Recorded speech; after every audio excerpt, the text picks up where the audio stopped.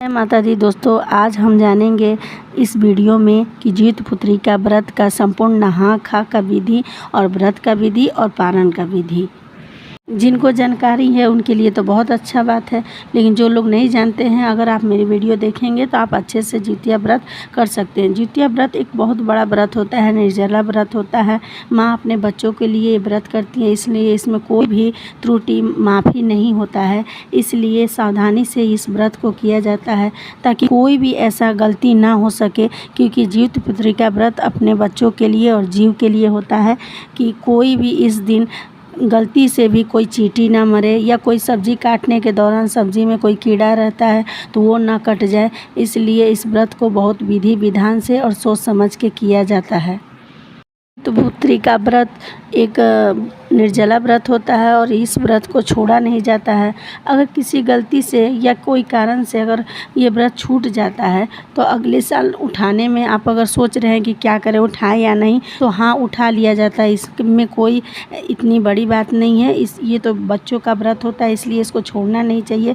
अगर छूट गया है और आपके मन में है कि अरे छूट गया तो हम कैसे करें, तो लेकिन नहीं, आप कर सकते हैं। आप इस साल से भी व्रत इसको उठा सकते हैं। दूसरा, मन में ये डाउट रहता है कि अगर कोई लेडीज प्रॉब्लम है और उसमें व्रत आ गया है और सोच रहे हैं कि व्रत करें या ना करें, तो व्रत ज़रूर करें, क्योंकि ये बेटा का व्रत होता है। इस व्रत को नहीं छोड़ना चाहिए। आप खड़े व्रत रह लीजिए, आप कथा दूर से बैठ के सुन लीजिए और अपने बच्चों को जितिया पहना दीजिए, सरगही खिला दीजिए, लेकिन व्रत नहीं छोड़ा जाता। व्रत तो करना ही चाहिए। नहा खा के दिन कैसे इसको किया जाता है, तो इसमें दो नियम है। जिनकी सास अगर जीवित है उनके लिए अलग नियम होता है और जिनकी सास नहीं है उनके लिए अलग नियम होता है। अगर जिनकी सास नहीं है तो वो नहाने के वक्त सर पर से नहाएंगी और नहाने के वक्त ही कटरा में या थाली में झिंगुनी का पत्ता पर खरी तेल को रख करके जीत बान्हन का नाम ले करके उनको प्रणाम करेंगी। फूल कटरा में रख करके पूजा करेंगी। फिर उस पानी से सर पे डाल के नहाएंगी, फिर उस पानी को फेंक देंगी। उनकी सास नहीं है, वो नहाने के बाद नहा खा के दिन ही चावल, दाल, सब्जी, नमक, हल्दी जितना हो सके ये छू करके दान करेंगी।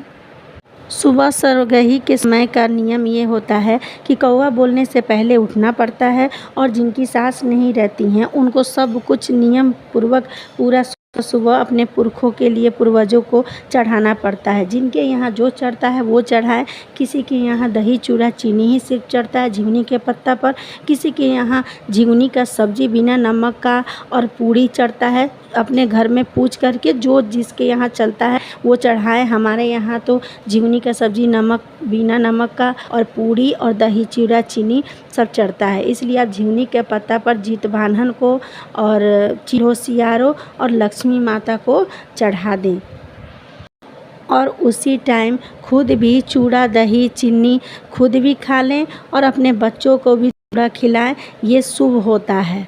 और खाने के बाद उसी टाइम अच्छे से ब्रश कर लें, ताकि अगले दिन व्रत रहेगा तो मुंह में कोई जूठा दाना ना रहे। और व्रत के दिन लोग ब्रश भी नहीं करता है ताकि कुछ टूटे नहीं, या दातुन नहीं करता ताकि टूटे नहीं। और व्रत के दिन जितना हो सके काम से थोड़ा बचे, थोड़ा आराम करें, ताकि पैर से चल के कोई चींटी या कोई जीव जंतु ना मरे। अब व्रत के दिन क्या किया जाता है, जितना जल्दी हो सके आप उठ करके नहा लीजिए। नहाने के बाद अच्छा सा कपड़ा पहन के पूरा श्रृंगार करके और अच्छे से पूजा करना चाहिए। और उस दिन कथा सुनना चाहिए स्वास्तिक बना के। या तो आप तुलसी माता के पौधा के पास आप पूजा कर सकते हैं, या तो आप अड़ियार बड़ियार के पौधा के पास पूजा कर सकते हैं। और विधि पूर्वक पूजा करने के बाद जीत बान्हन का और चिन्हो सियारो का कथा सुने, और उसके बाद अड़ियार बड़ियार से भी पूजा करें। अड़ियार बड़ियार को अखबार में भर के एक नियम होता है, जिसके यहाँ जो नियम होता है वो करता है। जैसे कि अड़ियार बड़ियार को हम लोग के यहाँ अखबार भर के और कुछ बोला जाता है कि हम व्रत किए हैं, और राम जी से बोल देने के लिए। तो जो आपके यहाँ नियम होता है वो आप कर सकते हैं। और जितना नियम बताए हैं, अगर जिनकी सासू माँ हैं वो लोग कम ही करें, सिर्फ व्रत रहेंगी, पूजा करेंगी और अपने सासू से माँ से पूछ लेंगी कि उनको कितना करना है। बाकी सारा नियम उनकी सासू माँ ही करेंगी, और जिनकी सासू माँ नहीं हैं तो उनको तो पूरा नियम पूर्वक करना पड़ेगा। अपने पुरखे पुरानिया के लिए जो करेंगी ये करेंगी। जितिया व्रत में व्रत के दिन कथा सुनना तो एकदम अनिवार्य होता है। कथा विधि पूर्वक बैठ कर के सुनना चाहिए, और उस दिन जितवाहन को याद करना चाहिए, उनको प्रणाम करना चाहिए। और जितिया व्रत अपने बेटे के लिए होता है, एकदम विधि पूर्वक करना चाहिए।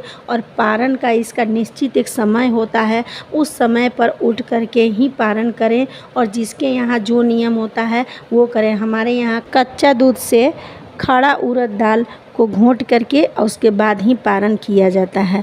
उसके बाद आप जो चाहे वो खा सकते हैं या शरबत पी सकते हैं, और व्रत का आप खोल सकते हैं अपना व्रत। और पारण के पहले सुबह 4 बजे ही उठ करके, जिनकी सासू माँ नहीं है उस दिन वो पीला सिंदूर से ओरी टिकती हैं, और जिनकी सासू माँ है वो उठ करके पीला सिंदूर से ओरी टिकती हैं। ये व्रत पितर पक्ष में ही पड़ता है, तो कुछ लोग पितृ पक्ष में पीला सिंदूर नहीं लगाता है, लेकिन जितिया के दिन ये सब नहीं मानना चाहिए। जितिया के दिन पीला सिंदूर आप लगा सकते हैं। जिनकी सासू माँ है वो ओरी टिकेंगी, जिनकी सासू माँ अगर नहीं है तो आप व्रत रह रहे हैं तो आपको ओरी टिकना पड़ेगा। वो 4 बजे सुबह में ओरी टिकना होता है, और ख़ुद भी पीला सिंदूर लगाना पड़ता है।